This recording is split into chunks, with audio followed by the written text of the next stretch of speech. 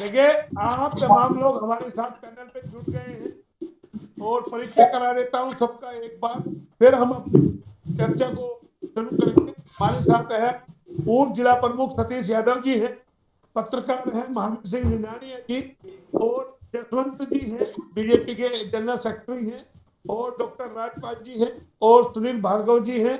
तमाम लोग आप हमारे साथ पैनल पे जुड़े हुए हैं। लेकिन आज जो हमारा चर्चा का जो विषय है वो ये है कि एक तरफ हम कोरोना वैक्सीन लगवाने की बात कर रहे हैं, दूसरी तरफ कोरोना की वैक्सीन लग नहीं पा रही है, लोग जाते हैं परेशान होते हैं। तो तमाम सवालों के जवाब हम मांगेंगे। हमारे साथ जसवंत जी हैं, क्योंकि इस वक्त बीजेपी की सरकार है तो जाहिर है उनका ज्यादा फर्ज बनता है जवाब वो हर बात का दें। तो सबसे पहले मैं जसवंत जी के पास ही चलता हूँ। जसवंत जी क्या कहेंगे? एक तरफ आप कहते हैं कि कोरोना की वैक्सीन लगवाइए और वैक्सीन मिल नहीं पाती है, लोग दूर दराज जाते हैं, जिनका नंबर आता है उनको वैक्सीन लग नहीं पाती है। इस तरह का माहौल, किस तरह की स्थिति है, जबकि कोरोना ग्रामीण क्षेत्रों में प्रवेश कर गया है? जसवंत जी। सबसे पहले तो सभी को नमस्कार। अभी आपने जैसे बताया कि वैक्सीन, आज थोड़ी आपकी आवाज में डिस्टरबेंस आ रहा है, आप मेरे को सही सुन पा रहे हैं? मोहन जी सही सुन पा रहे हैं आप? जी जी जी, आ रही है आवाज आपकी। ठीक है सर। अभी जो कोरोना के बारे में जो वैक्सीन हम लगा रहे हैं, आप कह रहे हो कि वैक्सीन मिल नहीं पा रही। अभी जो 18 से जो 45 साल के बीच की जो वैक्सीन अभी लगा रहे हैं, उसका जो स्लॉट टाइम है वो फिक्स कर दिया है। ये रजिस्ट्रेशन शाम को 4 बजे ओपन होगा। और इसके अलावा इसकी जो साइट्स है वो और बढ़ा दी गई हैं। पहले जैसे मान लो ये 10 सेंटरों पे लग रही थी, तो अब ये आने वाले टाइम में 20 सेंटरों पे लगेगी। ग्रामीण क्षेत्रों में कोरोना जो फैल रहा है, इसके पीछे सबसे बड़ी प्रॉब्लम ये है कि जो हमारे ग्रामीण क्षेत्र के लोग हैं, हमारे भाई हैं, हम सब लोग ग्रामीण क्षेत्र से ही आते हैं, हम उसको हल्के में, बुखार में, खांसी में ले रहे हैं और अपना टेस्ट करवाने के लिए आगे नहीं आ रहे। तो आपके चैनल के माध्यम से मैं सबको ये कहना चाहूंगा कि जिनको भी खांसी, जुकाम, बुखार या कुछ इस प्रकार के लक्षण नजर आते हैं, वो लोग आगे आएं, अपना टेस्ट करवाएं। और जिनको पहले से ही पता लग जाता है कि कुछ मुझे इस प्रकार के लक्षण हो रहे हैं, वो कोरोना का ट्रीटमेंट शुरू कर दें। नहीं तो टेस्ट तो सरकार को बढ़ाने हैं, क्यों नहीं बढ़ाती सरकार ग्रामीण क्षेत्रों के लिए 8 टीमों का गठन कर दिया गया है। मैं आपकी जानकारी के लिए और बता देता हूँ, विधानसभा वाइज अब गांव में जा जाकर भी हम टेस्ट करेंगे लोगों का। तो कितने टेस्टिंग रोज हो रही है? लगभग मैं आपको सभी अभी आंकड़ा दे देता हूं कि अपने यहाँ पे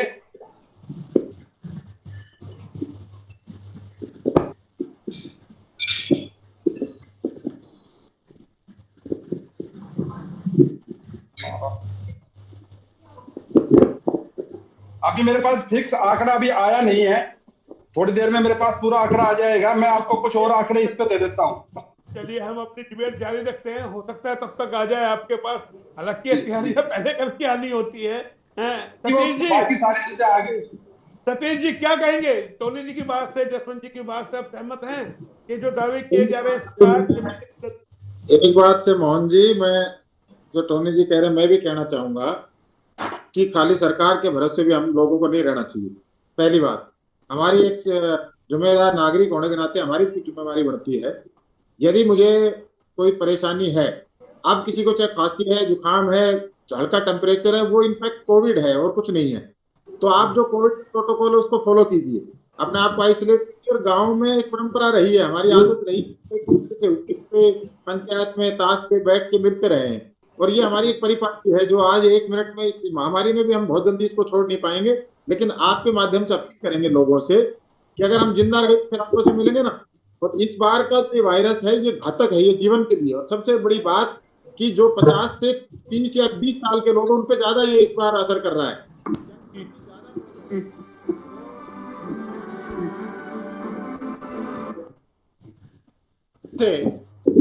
से अपील है कि आज आप सरकार के केवल ये भरोसा नहीं कि सरकार ही कोई मेरी जांच कराएगी या मेरे घर पे ही कोई लोग आएंगे, आपकी खुद की भी जिम्मेवारी बढ़ती है। और देश अपना 135 करोड़ लोगों का है, सब तक सरकार को पहुंचने में बहुत समय लगता है।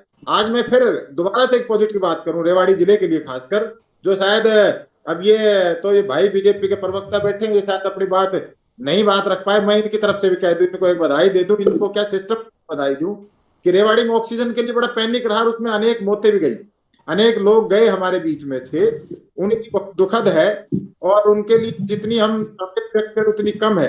लेकिन अब रेवाड़ी जिले में गैस की, ऑक्सीजन की किल्लत नहीं है, इसलिए मैं प्रशासन को, सरकार को बधाई देता हूं। आज साथ के साथ आज जरूरत है कि लोगों को, पहले हम लोग खुद घरों से बाहर नहीं आए, वैक्सीनेशन के लिए पहले जाते थे, आपकी बाकायदा लोग आपका इंतजार भी करते थे, वो नहीं कर पाए। आज वैक्सीन की कमी है, खुद और हम भी मान रहे हैं कि जिस स्पीड से वैक्सीनेशन होना चाहिए वो नहीं हो पाया। कुछ सरकार की कमियां क्या रही कि लॉकडाउन लेट किया गया। आप अगर अमेरिका या और जो यूरोपियन जिन कंट्रियों का, आप यूके की बात करेंगे तो उन्होंने तुरंत पूरा लॉकडाउन किया, लोगों को मैक्सिमम वैक्सीनेट किया, तो उनकी जो वो तो वेव थी, जो सेकंड वेव, वो उन्होंने कहीं ना कहीं काबू कर ली और हम उसको काबू नहीं कर पाए। हम रैलियों में, कुंभ के मेले में, ब्याह शादियों में, वही जब ये काम करते रहे तो आप समझ सकते हैं कि आम आदमी तो उसको नहीं समझेगा, आप चालान केवल काट देते हैं। लेकिन जो हमारा देश का सबसे बड़ा व्यक्ति है, अगर वही उस चीज को कोई फॉलो नहीं करेगा, सतीश यादव को अगर रेवाड़ी में लोग फॉलो करते हैं, सतीश यादव अगर उस बात को नहीं करेगा तो मेरे जो लोग कहेंगे सतीश ही नहीं मान रहा होगा तो हमारे भी नहीं होगा। तो हम एक दूसरे को देखते हैं। आज सरकार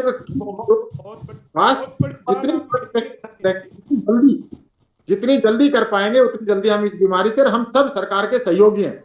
हम इनकी जो अच्छी बात कही, हमने कहा ना कि इन्होंने की कमी कर दी, अब कहीं ना कहीं इसके लिए साइट नहीं चल पा रही, क्रैश हो जाती है, लोगों को टाइम नहीं मिल पा रहा। लेकिन एक बात हम सबको समझना पड़ेगा कि 135 करोड़ लोगों का देश है और बहुत चीजें थोड़ा सा समय लगता है, तो हमें इनका नहीं हो रही है। और भी लोग हैं और राजपाल जी के पास चलते हैं। राजपाल जी क्या कहें? जी नमस्कार। लापरवाही कहीं है, वैक्सीन है नहीं, सही टाइम पे लगवा रही है, कोरोना बढ़ता चला जा रहा है, एक वैक्सीन लगवाने के लिए 3-4 बार लोगों को जाना पड़ रहा है, वहां जाते हैं। अगर मैं कहता हूं आपको वीडियो भी दिखा देता हूं किस तरीके के कोड़ में हालात है, लोग हमें जो वीडियो भेज रहे हैं, कोई सुनने वाला नहीं है क्या कोई? देखिए मोहनलाल जी, सही बात तो ये है कि जो सरकार की व्यवस्था थी वो सही तरीके से मैनेज नहीं कर पाए, क्योंकि आज बात जब आपके डिबेट के माध्यम से करते हैं तो बात पक्ष और विपक्ष की आ जाती है। सतीश जी ने अभी बताया कि हमें इस समय पक्ष और विपक्ष की बात ना करके, राजनीतिक बात ना करके, आज हमें ये देखना चाहिए किस तरीके से लोगों की जान बच सकती है, ज्यादा से ज्यादा लोग ठीक हो सकते हैं। लेकिन मेरा एक मानना है कि व्यवस्था कौन करेगा। आज भाजपा की सरकार है तो भाजपा की जिम्मेवारी, किसी दूसरी सरकार हो तो उसकी जिम्मेवारी होती है, व्यवस्था करना तो सरकार का काम है। कहीं ना कहीं सरकार से चूक हुई है कि सरकार व्यवस्था नहीं कर पाई। रही ग्रामीण अंचल की बात, ग्रामीण अंचल में कोरोना ने दस्तक दे दी है और अगर ये तेजी से फैला तो इसके परिणाम बहुत बुरे होंगे। तो मेरा तो शासन से, प्रशासन से, सरकार से आज मैं एक मांग करता हूं आपके चैनल के माध्यम से, यहाँ बैठे हुए पैनल में जो टीम बैठी है, जो भाजपा के प्रवक्ता बैठे हैं, उनके माध्यम से मैं मांग करता हूँ, गांव के अंदर अब सरकारी स्कूल की छुट्टियां हैं, स्कूलों को आइसोलेशन सेंटर बनाया जाए।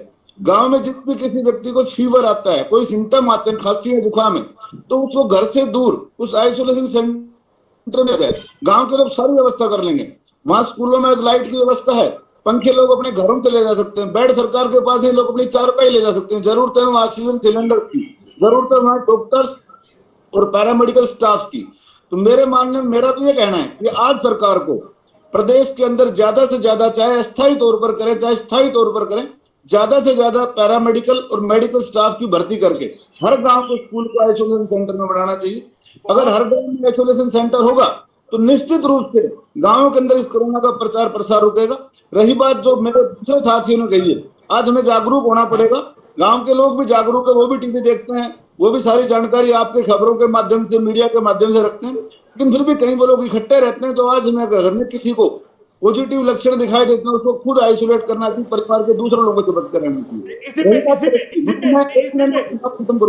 रही बात टेस्ट की, आज ये करेंगे टेस्ट हो रहे हैं, आज वो टेस्ट आ रहा है, उसकी जो रिपोर्ट भी आ रही है तो वो 2 या 3 दिन बाद आ रही है। जब तक वो आदमी खुद के साथ साथ अपने परिवार के दूसरे लोगों को या अपने मिलने जुलने वालों को संक्रमित कर चुका होता है, तो टेस्ट की संख्या बढ़ानी चाहिए, आपको संख्या बढ़ाना चाहिए, और टेस्ट की रिपोर्ट हाथ की हाथ या दिनों दिन आनी चाहिए। जैसे टेस्ट की रिपोर्ट डिले होगी तो निश्चित रूप से संक्रमण फैलेगा। इसके ठीक, आप कहीं ना कहीं इसके लिए सरकार जिम्मेवार है, माने या ना माने, पर इसी वक्त की बात करेंगे। जी जी जी, इसी पे जवाब लेता हूँ। यशवंत जी, सुना आपने, तमाम दोनों को सुना, सतीश जी को सुना, राजपाल जी को सुना। ग्रामीण क्षेत्र में पहुंच गया, आप लोगों को नहीं लगता स्कूल है ग्रामीण क्षेत्रों में, वो आपको आइसोलेशन वार्ड बनाने चाहिए, युद्ध स्तर पे काम होना चाहिए, क्यों साथ लेके चलना चाहिए आप लोगों को? बिल्कुल हमारे साथ सभी लोग हैं, और ग्रामीण क्षेत्रों के अंदर अभी मैंने आपको पहले भी बताया था, विधानसभा वाइज टीमों का गठन कर दिया गया है, जो ऐसे गांवों को चिन्हित कर रही है जहां पर संक्रमण की ज्यादा फैल रहा है। वहां पर जाकर घर घर जाकर वो टेस्ट कर रही है, और उनको इस बीमारी के प्रति कैसे सजग रहे हैं हम, और हमें अपने उपाय में क्या करना है, इस प्रकार की जानकारियां दी जा रही है। इसके साथ साथ कुछ सामाजिक संगठन भी इस काम में लगे हैं, जो इस टीम के साथ साथ चल रहे हैं।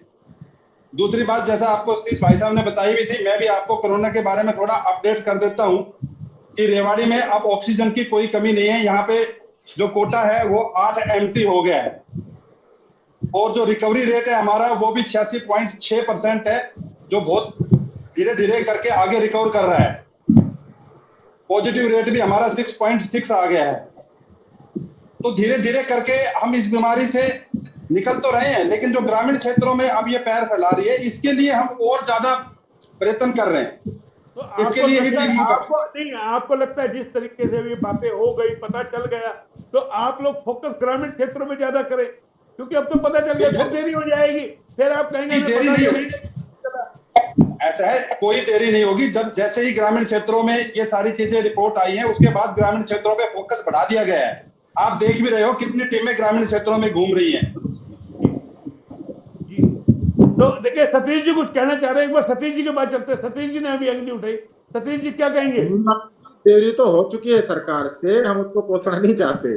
देरी तो टाइम मिला, जो काम करना चाहिए था, ये नहीं चाहते, जो समय था वो निकल गया। आज उसको भारतीय जनता पार्टी की कर रहा हूँ, मैं कर रहा हूँ, जो डॉक्टर हैं, जो यहाँ नर्सिंग का जो स्टाफ है, जो पुलिस के कर्मचारी हैं, जो सफाई कर्मचारी हैं, जो अनेक हैं, काम कर रही है, उनकी पीठ दबा रहे। भाई आप लोग अच्छा काम कर रहे हो, आप आगे बढ़िए, हम आपके साथ हैं। तो सरकार वही काम करेंगे, विदेश भेजे है नहीं खुद के पास, और आप विदेशों में 6.5 करोड़ पहले भेज रहे हो। कि आपकी आज जो 6.5 करोड़ डोज भेजी है, तो अगर वो 6.5 करोड़ यहाँ रहती, तो अभी मैं दिल्ली का देख रहा था, दिल्ली में 1 दिन की वैक्सीन, कहीं वो कोवैक्सीन बची है, 2 दिन की बची है, ये आपकी कौन सी, अनेक स्टेट एक साल का भगवान ऐसा समय था कि अगर हम अपना कोई और पैनल के लोगों के पास चलते हैं। निनानिया जी, मैं वो चाहता, अब जो जिन साधनों से हमें लड़ना है, उन साधनों से लड़ेंगे। लोगों को पॉजिटिव की, लोगों की बजाइए जो काम कर रहा है। कोई भी व्यक्ति जो छोटे से मेरे किसी भाई की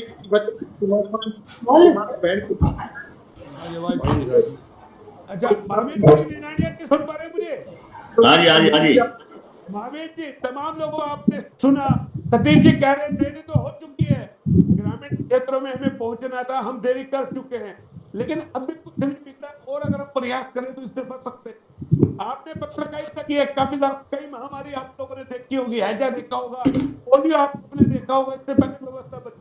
क्या लगता है, देरी हुई है या अभी भी संभल सकते हैं? नहीं, देखिए मोहनलाल जी, ये वास्तव में बड़ी चिंताजनक है। आपदा बहुत बड़ी है ये, और ये कभी हम छोटे जब चेचक चलती थी, चेचक माता, तो चेचक बड़ी खतरनाक होती थी। वो शरीर का सारा वो सिस्टम बिगाड़ देती थी, जो दंगे होते थे।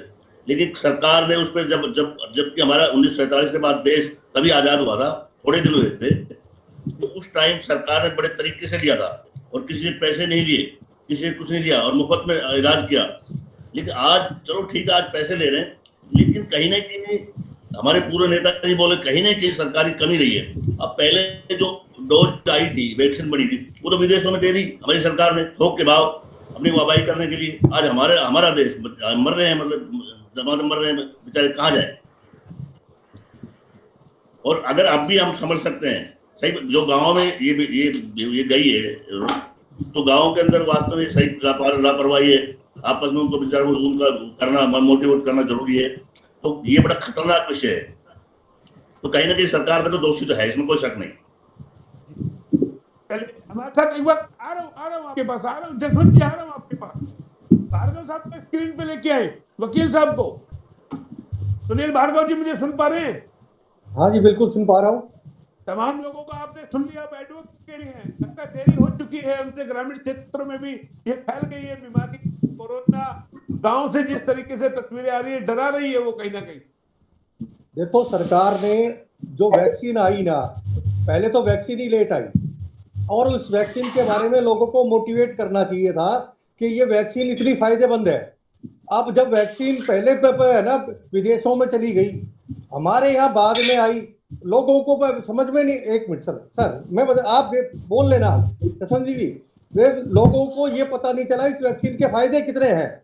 लेकिन जब लोगों को फायदे की पता चला तो अब वैक्सीन लोगों को नहीं मिल पा रही। जहां भी जाते हैं आप ये देखो कि ये एक तरफ तो ये कहते हैं डिस्टेंस बनाए रखे, डिस्टेंस कहाँ से बनाए रखे? जब सेंटरों पे जाते हैं तो वहां पर मारा मारी है। वहां मारा मारी इसलिए है कि लोग डिस्टेंस बना ही नहीं पाते, वहां पर खड़े होने की व्यवस्था नहीं है, धूप के अंदर आदमी मरता है। अगर यही वैक्सीन पहले से लगना शुरू हो जाती और लोगों को ये चेतना पैदा हो जाती कि वैक्सीन के फायदे ये हैं। और दूसरी बात रही गाँव में देखा होगा आपने, कहीं प्रचार और प्रसार नहीं हुआ। अब जब इनको ये पता चला, ये देरी से उठते हैं, देरी से जागते हैं, जब इनको ये पता चला कि अब कोरोना गांव में भी है ना पैर पसारने लगा है, इससे पहले प्रसारित कर देते, लोगों को पहले ये मोटिवेट कर देते, भैया गांव में एक हुक्के पे मत बैठो, ताश पत्ती मत खेलो, ये जो आपने मास्क लगा के रखो। ये हमारी तो ड्यूटी बनती है, लेकिन हमारी कमियां हैं, लेकिन उसको उजागर हम इसलिए ये कह रहे हैं कि लोगों को, गांव के लोग जो आपने देखा होगा ग्रामीण इलाके में बहुत कम लोग पढ़े लिखे हैं, और जो पढ़े लिखे हैं वो शहरों में आ गए, तो हमारे को वहां पर जाके प्रसारित करना चाहिए था। और ये जो बहुत बहुत बढ़िया बात आपने कही है। डॉक्टर राजपाल जी, क्या लगता है, जैसे अभी वकील साहब बता रहे हैं कि हम लोग गलतियों पे गलतियां करने जा रहे हैं, मतलब कोई समझने को तैयार नहीं है। गाँव के चौपाल पे लोग मोहनलाल जी समझ पा रहे हैं, ना हमारी सरकारें समझ पा रही हैं, ना हमारा प्रशासन किस चीज को समझ पा रहा है। व्यवस्था यानी कि पूरी तरीके से व्यवस्था चरमरा गई, पूरी तरीके से, मतलब काबू में नहीं। मोहनलाल जी, जब बात व्यवस्था की करेंगे तो दोबारा से फिर एक सवाल उठेगा, फिर दोबारा से टोनी भाई बैठे वो कहेंगे पक्ष शासन की बात करेंगे, तो फिर वही बात निकल के आएगी कि आज समय वो नहीं है, आज समय एक दूसरे को कोसने का नहीं है। तो आज तो विपक्ष ने कहना शुरू कर दिया कि हम सब साथ हैं। जब साथ हैं तो आज भी व्यवस्था क्यों नहीं करते? पीछे जब ये कोरोना महामारी दोबारा जब दूसरा चरण इसका आया, तब इन्होंने समय रहते हुए देर की, जिसकी वजह से आज हमारे लाखों साथी हमारे बीच में नहीं रहे। रिवाड़ी में से सैकड़ों से हमारे बीच से चले गए। उसका प्रशासन जिम्मेवार है, सरकार जिम्मेवार है कहीं ना कहीं।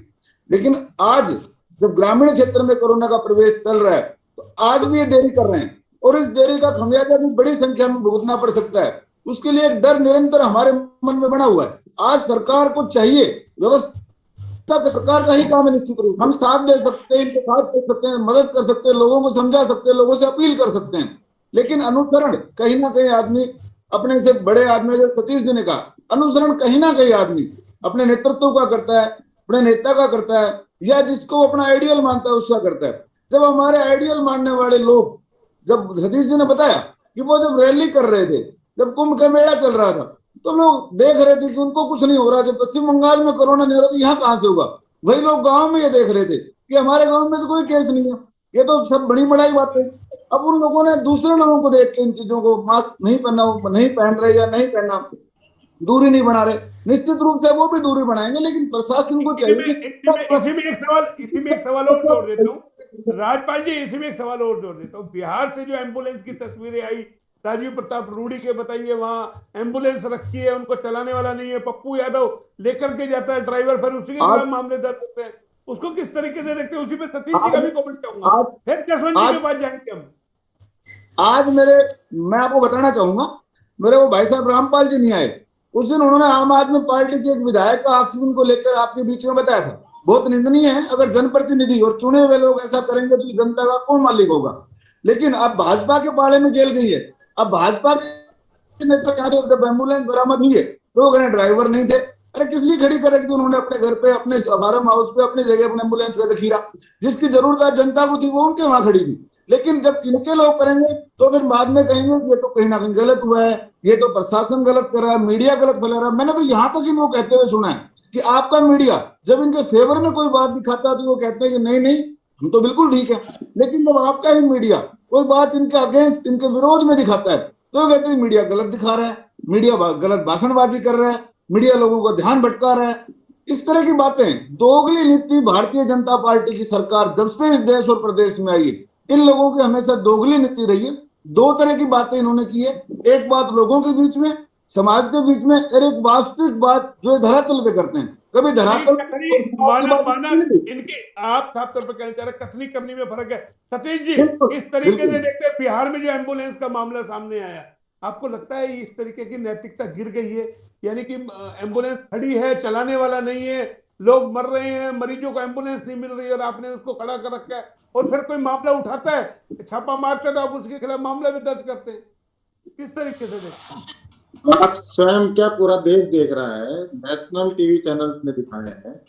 और एक आम आदमी करता है ना, कोई व्यक्ति कोई सड़क पे चलने वाला, तो उसका इतना बड़ा उसको इसलिए नहीं माना जाता। कोई वकील अगर क्राइम करे तो उसको इसलिए ज्यादा बड़ा उस क्राइम को माना जाता है, कानून के जानकार होते हुए आपने ऐसा काम किया तो आपको डबल सजा मिलती है। जो किसी राजनीतिक पद पे है, कोई पॉलिटिकल लोग है, चाहे वो सांसद है, चाहे एमएलए है, चाहे मिनिस्टर है, अगर वो इस तरह से कोई भी पार्टी के हो, मैं खाली भारतीय जनता पार्टी की बात नहीं कर रहा, मैं कांग्रेस की बात नहीं कर रहा, या मैं आम आदमी पार्टी की बात नहीं कर रहा, कि जो लोग वो कभी भी समाज का भला नहीं करते, वो कभी किसी पार्टी का भला नहीं कर सकते। और उन लोगों की निंदा क्या, उनको सजा देनी चाहिए। और सजा अगर यहाँ कोई नहीं देगा, कोई सिस्टम नहीं देगा, तो भगवान के यहाँ जरूर है। आज एक बात समझिए कि जो बड़े अपने आप को ये कहते हैं साहब हम तुर्रम खां इस देश में, उनको दुनिया में वो एक सांस के लिए अटके हुए हैं कि एक सांस किसी तरह मिट जाए। तो इस महामारी में तो कब समझोगे? अगर अभी भी नहीं समझे तो कभी समझोगे भी नहीं। बहुत सारे सवाल इस वक्त उठ रहे हैं, जिस तरीके से नई संसद बन रही है, सोशल मीडिया पे आ रहा है, प्रधानमंत्री जी को अपने आवास की लगी हुई है, 20,000 करोड़ का वो आवास बन रहा है, यहाँ लोग त्राई त्राई कर रहे हैं। तो नहीं लगता ऐसे कई सारे मुद्दे हैं जिसपे सत्ता पक्ष को आकर के बोलना चाहिए कि नहीं, इस टाइम पहले देश जरूरी है, देश के लोग जरूरी हैं, उन पे ज्यादा फोकस होना चाहिए? बिल्कुल आपकी बात सही है मोहनलाल जी। आज हम क्यों नहीं ज्यादा कह रहे कि ज्यादा ना केवल कोसने से बहुत से लोगों का मनोबल डाउन होगा, और वो मनोबल उनका भी, भारतीय जनता पार्टी में भी अच्छे लोग, ऐसा नहीं है कि सारे ही वहां गलत हैं, या सारे ही कांग्रेस में ही सारे अच्छे हैं, या लोक दल में ही सारे अच्छे हैं, या किसी और अपने दल में आप में सारे अच्छे हैं। अच्छे और बुरे हर जगह लोग हैं, कोई पार्टी अच्छी और बुरी नहीं है। मैंने एक जगह अपने हर जगह कहता रहा हूं कि लोग उसमें जाते हैं, किसी पार्टी में अच्छे लोग जाते हैं तो अच्छी हो जाती है, बुरे जाते हैं तो बुरी हो जाती है। तो ये आज पार्टीबाजी की बात नहीं है। आज हम सब मिलकर इस महामारी से कैसे जीत पाए। क्या लोग उसमें मजबूर है कि नहीं बोल पा रहे? अपने नेता नहीं बोल पा रहे, उनको दिख रहा है वो नेता गलत कर रहा है, फिर भी नहीं बोल पा रहे। अपने तो शीर्ष नेतृत्व आज दिक्कत नरेंद्र मोदी, हमने तो उनके लिए ही बोल रहे हैं कि जब वो बंगाल में रैली करते हैं, वो यहाँ दिल्ली में आके कहते हैं, बंगाल में ये कहते हैं कि आप लाखों लोगों की संख्या में, मैं आपका धन्यवादी हूँ, और दिल्ली में आते वो कहते हैं डिस्टेंस रखो और मास्क लगाओ। तो आपकी हम कैसे कौन सी बात माने? मैं मोदी जी को फॉलो करता हूँ, अब मैं वो बंगाल वाले रूप को देखूं, दिल्ली वाले रूप को देखूं। तो ये जो आज हमारे यहाँ के लीडरान है, जो यहाँ के 87 लोग हैं, अगर आज वो आके शहर में चले जाए, बाजार में एक बार निकल जाए, राव इंद्रजीत सिंह इतने बड़े नेता है इसे देखिए कि लगातार 50 साल से 45 साल से तो खुद सत्ता में, 1977 पहली बार वो एमएलए बने, अब लगातार तीसरी बार यहाँ से सांसद है। क्या उनकी नैतिक जिम्मेदारी? अरे और भी तो ये जो आपके वॉलंटियर्स जो काम कर रहे हैं, आपके जो यहाँ के स्वास्थ्य कर्मचारी जो काम कर रहे हैं, जो आपके डॉक्टर्स काम कर रहे हैं, जो आपकी पुलिस काम कर रही है, जो स्कूल के मास्टर जो काम कर रहे हैं, आपके जो और जो अनेक संस्थाएं जो काम कर रहे हैं, हमारे पत्रकार भाई जो काम कर रहे हैं, क्या इनके जीवन से ज्यादा बड़ा है आपका जीवन? अगर आप सिर्फ आपने ये टीवी पे चल के और कह दिया कि मैंने ये कर लिया, बहुत बड़ी बात साहब, आपने बहुत अच्छा किया, हम आपके धन्यवादी हैं। आपने गैस का कोटा भी आप कह रहे हैं मैंने बढ़वा दिया, आपका इसमें भी धन्यवाद है कि आपने कुछ जान जाने के बाद अपने उन लोगों के प्रति जो बच्चे उनके लिए आपकी संवेदनाएं, धन्यवाद है। पैसा भी लेकिन दिया 20 लाख के आज हमारा भाई देखा है टीवी पे टोनी भाई कि ये कम से कम शहर में कहीं दिखाई दे जाएगा, कोई और यहाँ से कोई एमएलए वो भी दिखाई दे जाएगा, कोई आपका मंत्री वो भी दिखाई दे जाएगा। अरे आपको 50 साल से इलाका भोग रहे हो, आपकी सत्ता का सुख है, और 50 साल से ये इलाका आपको ढो रहा है इनफैक्ट, और आप अपने घर में बैठ के एक पीसी करके एक वीसी करके आप कहते मेरी ET3 मेरा फर्ज पूरा हो गया। अगर राव इंद्रजीत सिंह बैठ के हर चीज को यहाँ मॉनिटरिंग करे, और इस रेवाड़ी को अगर पहले दिन से सरकार को कहते हुए एक अखबार में आ गई, राव इंद्रजीत सिंह ने तो कह दिया था लॉकडाउन करो, भाई राव इंद्रजीत सिंह आज के दिन सत्ता में बैठे लोग, सतीश यादव की डॉक्टर राजपाल कौन सुनेगा? अरे आपकी नहीं सुन रहे, आप कह रहे हो मेरी माननी नहीं, तो फिर आप गैस का कोटा आपने बढ़वा दिया। कोई बात करते हैं हमें, गैस का कोटा मैंने बढ़वा दिया और वहां मेरी नहीं, तो आप कौन सी बात करती है? आप कह रहे मेरी सरकार में चलती है, कभी कहते मेरी नहीं चलती। ये जो है ना, ये इस इलाके के साथ सबसे बड़ी जो ये सफेद पोश लोग बैठे हैं, जिस दिन इनसे निजात मिल जाए सब चीजें पूरी है। इस इलाके में कोई नहीं होती जो आज इतना बड़ा इस इलाके के साथ भाव है। या फिर जब पब्लिक आवाज उठाती कोरोना पॉजिटिव हो जाते हैं, क्या ये वास्तविकता के अंदर कोरोना पॉजिटिव होते हैं? ये भी एक जो है आपकी भी हुई ना, मैं भी हुआ, तो हम मरे नहीं ना, मर भी जाते तो मैं कौन सा बहुत बड़ी बात है, सतीश यादव मर जाएगा तो देश खाली हो जाएगा। अगर मैं मर भी जाऊंगा, और मर भी रहे हैं लोग, तो उनके परिवारों से पूछ के देखो, भाई मेरा परिवार 5 दिन रो लेगा, मतलब अगर मर भी जाओ हो रहे हो आपने, तो आप कितना सत्ता का पूरा सुख भोग लिया, आप तो और कहो आपको। राजपाल जी क्या लगता है हमारे सांसद को इस वक्त बैठ करके पूरा अपना जो लोकसभा क्षेत्र है उसको हैंडल करना चाहिए, मॉनिटरिंग पूरी करनी चाहिए? भाई गैस की किल्लत के विराट में इतना बड़ा हादसा होता है, कोई बोल 2 शब्द नहीं निकलते, और सिर्फ बयानबाजी होती है, मैंने 20 लाख दे दिए सांसद कोटे से, मैंने फला दे दिया, मैंने बेड का हॉस्पिटल बनवा दिया, लेकिन उस हॉस्पिटल की हालत जाके देखिए, 150 बेड का जो जैन पब्लिक स्कूल में हॉस्पिटल बनाया गया है बेड का, क्या वह सुविधा लगती है आपको? कोई सुविधा है वहां पर? नहीं मोहनलाल जी, वो बेड संस्थाओं ने बनाया है, कोई सतीश यादव को पॉलिटिकल आदमी नहीं कह सकता कि मैंने पैसे देकर बना दिए, वो लोगों ने अपने डोनेट करके बनाया है। पीछे आपने देखा होगा यहाँ अनेक, जब पीछे लॉकडाउन चला तो उसमें हमने भी एक छोटी सी रसोई चलाई, अनेक लोगों ने चलाई, और वो किसी सांसद या किसी एमएलए मुद्दों पर एक बार राजपाल जी के पास जी मोहनलाल जी निश्चित रूप से सांसद जी, जब हमारे इलाके के चुने हुए जनप्रतिनिधि एक बार के 3 बार के 4 बार के सांसद हैं, 3-4 बार के विधायक हैं, यहाँ के लोग उनका अनुसरण करते हैं। सही मायने में अहिरवाल के लोग कहीं ना कहीं अंधभक्त की तरह उनको मानते हैं। मैं उन अंधभक्तों से भी कहना चाहूंगा कि जब इस इलाके के ऊपर विपत्ति आती है, आफत आती है, तब आपको ये इलाका दूसरे लोग याद आते हैं, लेकिन जब आप लोगों को वोट की टाइम आती है तो फिर आपको राव इंद्रजीत सिंह याद आते हैं।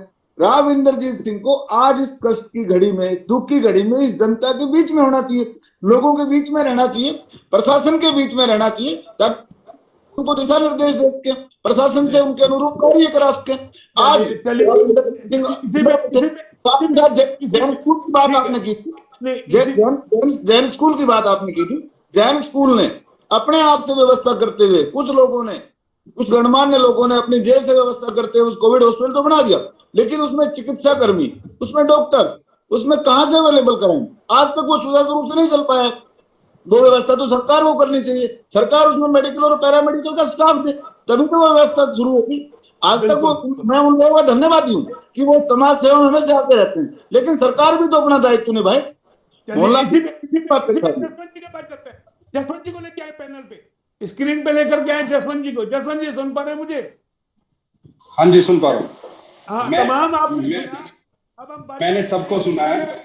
मैं आपको बताना चाहता हूं कि सबसे पहले सुनील भार्गव जी कह रहे थे कि सरकार ने जागरूक करना था, तो सरकार ने जब कोविड-19 स्टार्ट हुआ तब से लेके आज तक जागरूकता के जितने भी उपाय होने चाहिए, जितने भी जागरूकता करने के संभव प्रयत्न होने चाहिए, सरकार सारी कर रही है, चाहे वो टीवी के माध्यम से हो, पत्रकारों से माध्यम से हो, न्यूज़पेपर के माध्यम से हो, किसी भी माध्यम से हो कि हमने इस बीमारी से बचने के लिए क्या क्या कार्य करने चाहिए, इसमें कोई शक नहीं है। दूसरा, वो कह रहे थे कि कोविड के लिए हम टेस्ट कराने के लिए जाते हैं, वहां पे लंबी लंबी लाइनें हैं। बिल्कुल ठीक बात है, लंबी लंबी लाइनें थी, लेकिन अब सबको स्लॉट वाइज टाइम दे दिया गया है, अपने टाइम पर जाएं ताकि वहां पर भीड़ इकट्ठी ना हो। जब कोई समस्या उत्पन्न होती है तो उसका समाधान भी किया जाता है। कोविड की जो महामारी है एकदम इतना विस्फोट रूप धारण कर लेगी इसका कि हम सब जितने भी लोग यहाँ पर बैठे हुए हैं, मेरे बड़े भाई और बैठे हैं यहाँ पे, सतीश जी बैठे हैं, राजपाल जी बैठे हैं, ये हमें किसी को भी इस बात का अंदाजा नहीं था कि ये बीमारी इतना बड़ा रूप धारण कर लेगी और इतने नए नए वेरिएंट में आएगी। इसके नए नए रूप बदल रहे हैं। मैं कल भी एक बहुत बड़े डॉक्टर की सुन रहा था, पैनलिस्ट उनके साथ थे आज तक चैनल पे, मैक्स लाइफ के हॉस्पिटल के, वो बता रहे थे कि कहीं पे ये हार्ट अटैक कर रही है, कहीं हार्ट फेलियर दिखा रही है, कहीं पैरालिसिस में के रूप में बदल रही है। तो इसके अलग अलग वेरिएंट आ रहे हैं। तो इन सब के ऊपर चीजें जो अब बदल रही हैं, इन सबको ध्यान में रखते हुए हम पैरामेडिकल वाले लोगों को जोड़ रहे हैं या जो हॉस्पिटल में दवाइयों का इंतजाम कर रहे हैं, तो उसी हिसाब से तो तैयारी होती है। दूसरा, ये बता रहे थे कि वैक्सीन के लिए भारतीय जनता पार्टी ने जैसे ही वैक्सीन आई, मैं किसी भी पार्टी का नाम लेना नहीं चाहूंगा क्योंकि ये राजनीति का समय नहीं है, हम सबसे पहले, भारतीय जनता पार्टी सबसे पहले वैक्सीन लगाने के लिए प्रेरित करती है। चाहे हमारे देश के प्रधानमंत्री वैक्सीन लगवाते हैं, चाहे हमारे मुखिया वैक्सीन लगवाते हैं, चाहे वो जिले स्तर के ऊपर कार्रवाई होती है, चाहे प्रदेश स्तर पे हमारे मुख्यमंत्री वैक्सीन लगवाते हैं। और वैक्सीन लगवाने के लिए हेल्प डेस्क बनाना ये भारतीय जनता पार्टी की पहल थी। गांव गांव जाकर हेल्प डेस्क लगाए और वैक्सीन के बारे में लोगों को बताया, उनको जागरूक किया। ये भारतीय जनता पार्टी कार्यकर्ता ने किया है। मैं आपको ये भी बताना चाहता हूँ कि जैसे अभी बड़े भाई कह रहे थे सतीश जी की राव इंद्रजीत सिंह को इस समय लोगों के बीच में होना चाहिए, निश्चित तौर से वो लोगों के बीच में है। मैं उनकी जानकारी के लिए बता देता हूँ, कल भी उन्होंने एक बहुत बड़ी पीसी की थी यहाँ पे और वर्चुअल माध्यम से वो जुड़े हुए थे। चाहे वो ऑक्सीजन की कमी आई, उन्होंने ऑक्सीजन का कोटा बढ़ाया। और अभी जो हमारे मेडिकल स्टूडेंट्स हैं वो यहाँ पर कल से डिप्यूट्स हो जाएंगे। कल से मेडिकल के स्टूडेंट यहाँ पे डॉक्टरों के रूप में काम करना शुरू कर देंगे। गांव में कितने सेंटर बनने चाहिए, सबकी देखरेख राव इंद्रजीत सिंह जो हमारे यहाँ से सांसद हैं, वो इन सब चीज के ऊपर मॉनिटरिंग कर रहे हैं। तो ऐसी कोई बात नहीं है कि भारतीय जनता पार्टी का कोई भी सांसद या कोई भी विधायक या कोई भी मंत्री इसमें नहीं जुटा हुआ। सब लोग अपना अपना कर्तव्य बड़ी अच्छी तरह से निभा रहे हैं। नहीं, वही एक और सवाल था इसी में जसवंत जी, आप तमाम जब कोई कार्यक्रम करते हैं, भाजपा के तमाम कार्यकर्ता जाते हैं निकल करके, कहाँ है वो कार्यकर्ता? कोई जमीनी स्तर पे कोई कार्यकर्ता नहीं दिख रहा। आपके बताइए, कोई मंडल अध्यक्ष, फला अध्यक्ष, दिखना अध्यक्ष कहीं कोई नजर आ रहा हो? कोई आप बताओ, कोई एक बताओ मेरे को, कहीं हॉस्पिटल में कोई नजर आ रहा हो? पत्रकारों के बाद रात अभी हम आपसे बात कर रहे हैं, हमारे पास 3 घंटे आ रही। सतीश जी के पास आप देख रहे होंगे लगातार घंटियां बज रही है, किसी को ऑक्सीजन सिलेंडर चाहिए, किसी को रेमडेसिविर चाहिए, लेकिन आपके कार्यकर्ता कहाँ हैं जो तमाम बोर्ड मांग रहे हैं, जाते हो? मोहन जी, हमारे 2 हेल्पलाइन नंबर हैं, आप उन हेल्पलाइन नंबरों पे बात करें। वो आप लोगों को जो भी जिस भी 22-23 सेंटर जो कोविड के बने हुए हैं, कहाँ पे क्या पोजीशन है, सबके बारे में बताते हैं। 2 फोन 24 घंटे हमारे 2 लड़के वहां पर बैठे रहते हैं, उनका हमने टाइम सेट किया हुआ है, वो अपडेट रखते हैं। प्लाज्मा किनको चाहिए, कौन कौन से ग्रुप प्लाज्मा के अब रिक्वायर्ड है, किन किन की प्लाज्मा किस किस सेंटर में जरूरत है, हम किन लोगों को ले सकते हैं प्लाज्मा, सबसे बात करते हैं। पूरी की पूरी एक टीम जो हमारी बनाई हुई है वो काम कर रही है जिले के अंदर। जसवंत जी वही कह रहे हैं, अब आप पैनल पे बैठे हैं, अपने हेल्पलाइन नंबर बताइए ताकि हमारे दर्शकों तक चले जाए। थोड़ा सा आपको टाइम मिल रहा है, खुल के बता दीजिए। हाँ, मैं आपको अपना हेल्पलाइन नंबर बता देता हूँ, क्योंकि वो हेल्पलाइन नंबर मेरे इसके अंदर मोबाइल के अंदर है, मेरे को बराबरी याद नहीं है, तो मैं आपको बता दूंगा। न्यूज़पेपर में भी हमने सब में पब्लिश कर दिए थे हेल्पलाइन नंबर जी। तो देखिए, अब यही एक चीज है ना, वही तो अभी प्रचार की बात हो रही थी, आपने हेल्प किए, आपको खुद को नहीं अपने हेल्प नंबर याद है, फिर बताइए आम पब्लिक कैसे फोन कर लेगी? यही तो चीजें हैं, यही तो चीजें हैं। सतीश जी कुछ कहना चाह रहे? मोहनलाल जी देखो, एक बात सुनो, एक बात की इनकी सच्चाई है, जो अभी भाई टोनी जो बोल रहे थे कि शुरू में हम खुद वैक्सीन के प्रति उदासीन रहे और हरियाणा में दूसरे नंबर पर रहे हम वैक्सीन को खराब करने में। 23% वैक्सीन यहाँ खराब हुई, क्योंकि आपको पता है एक बार अगर वो खुलती है वो सीसी जो है बोतल, तो उसमें 10 एक बार में 10 लोगों को लग सकती है। और हम वहां सेंटर तक नहीं गए, बल्कि हमारी फोटो खींची और ये कहते थे सिविल हॉस्पिटल वाले डॉक्टर, उनको बार बार सलाम है, उनको सैल्यूट है कि उन्होंने कहा कि प्रधान जी आपकी सोसाइटी में हम भेज देते हैं, क्या 100 लोग इकट्ठे हो जाएंगे, क्या 50 लोगों को आप इकट्ठा कर लोगे, हम वैक्सीनेट कर देते हैं। लेकिन उस समय हम वाकई में उदासीन रहे, वो हमारी भी कुछ नैतिक जिम्मेदारी है। अब उससे हमें कोई आज जो है, आज स्पीड 2-3 दिन में मुझे लगता है कि शायद ये चीजें चैनलाइज होगी, ठीक भी होगी। इनका जो पिछला 1 साल का जो वो रहा ना, वैक्सीन भी बनाने में कोई देर नहीं हुई। हम इंडिया उन देशों में से है, हमारे वैज्ञानिकों को, हमारे इनको सबको सल्यूट है कि इन्होंने जितनी जल्दी उस वैक्सीनेट को डेवलप किया, जितनी जल्दी बनाया, उनके लिए उसका धन्यवाद है। आज जरूरत है कि अब तो अपन जो बात कर रहे हैं कि आज हम सब मिलके, भाई राजपाल भी, भाई आप भी, लोगों को ये मोटिवेट करें कि जब तक आप वैक्सीनेट नहीं हो रहे प्लीज घर में रहिए। और हमने एक छोटी सी बात रेवाड़ी से जो बंद करने की थी, सरकार वहां चूक गई कि आज अगर आप देख रहे होंगे दिल्ली में कम आया है, महाराष्ट्र का तो कम आया, आपके रेवाड़ी में भी जो 350 केस आ रहे थे कल वो कम आए, सिर्फ आपका लॉकडाउन हुआ जब। आज एक सख्त लॉकडाउन की जरूरत है।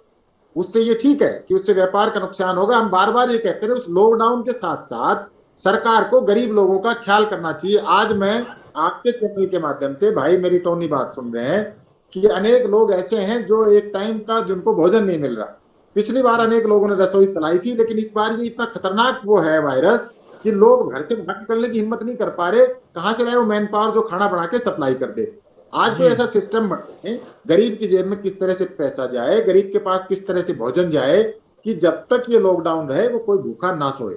एक तो इस पे काम करने की जरूरत कि कोई भी गरीब आदमी भूखा ना रहे, और एक लोगों को ज्यादा से ज्यादा गांव में जागरूक किया जाए। आपकी चलो पंचायत नहीं है, लेकिन पूर्व सरपंच जो रहे उन्हीं को आप सरपंच मानिए, जो नंबरदार उनको बताइए, गांव में लोगों को बताएं कि आज ये हालात हैं। और आप प्लीज अपने में 10 दिन की लड़ाई है, अगर हम 10-15 दिन घर में बंद रह गए तो हम सब बढ़िया से आपस में एक दूसरे से मिलेंगे, पता नहीं कौन सा भाई जाएगा। और जो टोनी भाई कभी महोदय का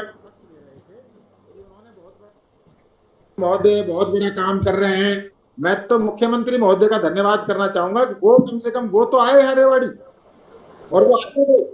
ये टोनी जी सांसद जी की बात तो मानती नहीं भारतीय जनता पार्टी की सरकार। वो कहते हैं गुड़गांव को लॉकडाउन कराना चाह रहे थे वेरी बिगिनिंग में, उनकी बात नहीं मानी, और अब उनके कहने से गैस तो दे दी। तो कम से कम ये हमें बिल्कुल क्लियर कर दें कि राविंदरजीत सिंह को हम पार्टी में मान, वो आपको मानता है कि नहीं, और हम सांसद से क्या खिला करें भाई हम। और क्या यही रही है, सरकार को गाली दे भी, और मान्य बात नहीं है, छोड़ जाने का। सांसद महोदय को मानते नहीं हो, दूसरी तरफ आप उनको जो कहते कि हमने उनके कहने पे ऑक्सीजन कोटा बढ़ा दिया। भाई जैसे मुख्यमंत्री सांसद को भी आना चाहिए सड़क पे। मोहन जी, राव इंद्रजीत सिंह जी भारतीय जनता पार्टी के सांसद हैं, ये आप सब लोगों को पता है। और भारतीय जनता पार्टी, ये नहीं है कि भारतीय जनता पार्टी उनको नहीं मानती या वो उनको नहीं मानती, आप सबको पता है भारतीय जनता पार्टी के राव इंद्रजीत सिंह जी सांसद है हमारे यहाँ से जी। अभी एक की कटिंग भेजूंगा उन्हीं कि मैंने तो ये कहा था इतने दिन पहले, लोग मेरी मानी नहीं तो ये हो जाता। वो आप जैसे बहुत से लोगों ने उसको बहुत जगह भेज रखे है। तो मैं कहता हूँ भाई टोनी जी ऊपर कहो, मेरे मान लिया करो, बड़े समझदार व्यक्ति है वो, ठीक है पब्लिक में, लेकिन वैसे बहुत मैं आपके चैनल के माध्यम से, मैं 1 मिनट आपका समय दूंगा, मैं चैनल के माध्यम से हमारा जो हेल्पलाइन नंबर है वो बताना चाहूंगा, आप सब लोग भी नोट कर लें प्लीज। जी हाँ बताइए बताइए। 8950 755 अच्छा 889 जी। दूसरा नंबर और नोट कर लें जी। 8950 955 889 ये 2 हेल्पलाइन नंबर है। आप इन पर अपनी कोई प्रॉब्लम होती है तो आप इन पर बात करें, तो ये आपको जरूर आपकी हेल्प कर पाएंगे जितनी यथासंभव उस समय हो पाएगी। तो देखिए बहुत अच्छी बात आपने की। निनानिया जी कुछ कहना चाह रहे हैं, 1 मिनट निनानिया जी के पास चलते हैं। हाँ जी मैं कहना चाहता हूँ, सांसद महोदय को लेकर के कई सारे सवाल उठे हैं, और आपने तो खूब रामपुर हाउस की रिपोर्टिंग की है। आप तो खुद स्वयं उनके बाएं हाथ रहे हैं रामपुर हाउस के। हाँ बिल्कुल रहा हूँ जी, कोई शक नहीं है। क्या लगता है इलाके के लिए कुछ कर पाए हैं अब तक या कुछ करेंगे? या जिस तरीके से सतीश जी कह रहे हैं कि बोलो सांसद बयान देते बोलो पार्टी मेरी मानती नहीं है, और एक तरफ पार्टी के लोग कह रहे बोलो सांसद के कहने से कोटा बढ़ा दिया गैस का। देखिए मोहनलाल जी, हम तो बयान अखबारों में बयान सुनते हैं, धरातल में तुम्हारा कुछ दिखाई दे नहीं रहा जी। अब सतीश जी कह रहे हैं सफेद पोस्ट समस्या है, मैं तो सफेद पोस्ट वास्तव में समस्या है। ये बीजेपी के जो नेता है, जब सच्चाई बात आती है तो चुप हो जाते, बोलते नहीं है। अब आपने जिक्र किया मतलब वहां प्रताप रूडी का, अब उस पर एक व्यक्ति भी नहीं बोल रहा, लेकिन उसने बहुत खतरनाक देशद्रोह का काम किया है। 40 एम्बुलेंस घर में रखकर, और उस बेचारे पप्पू यादव के ऊपर मतलब केस दर्ज कर देते हैं, और इनके मुंह चुप हो जाता है, कोई नहीं बोलता, और वो कहता है जी प्रोटोकॉल में जाना चाहिए था पप्पू यादव को। तो ये एक बहुत बड़ी त्रासदी है कि ये बोलते नहीं है सच्चाई पर, जो ऊपर से आदेश आता है उसमें बोलते हैं और कुछ बोल रही है। धरातल में क्या हो रहा बताइए? अभी कह रहे हैं जसवंत जी, अभी हमने बड़ा प्रचार किया जब कोरोना आया, कोरोना की जब धीरे धीरे चला तो ये तब ये सारे बंगाल में लग रहे थे। अपने यहाँ के नेता भी गए बंगाल के अंदर, और यहाँ वहाँ सब कुछ था। तो यहाँ अगर शुरू से संभाल लिया जाता, सतीश जी भी कह रहे हैं शुरू में संभाल लिया जाता, तो आज इतनी नौबत नहीं आती। तो सारे चुनाव में लग रहे थे, कहीं कुंभ मेले में, कहीं कुछ को रेडियो निकाल रहे थे। देखिए समापन के वक्त भार्गव साहब कुछ कहना चाह रहे हैं। भार्गव साहब बिल्कुल सही बात कही कि जब इनको संभालने का समय था, सरकार ने लोगों को संभालने का समय था, तब ये चुनाव में व्यस्त हो गए सारे। इनको पश्चिमी बंगाल पहले वहां का चढ़ाई करनी थी। अगर वो पश्चिमी बंगाल इनके हाथ में आ जाता तो लोग चाहे मर जाओ, कोई दिक्कत नहीं है, लोगों की परवाह नहीं है। देश के अंदर लोग तो बहुत आए हैं, आते रहेंगे, मरते रहेंगे, इसमें क्या बात है?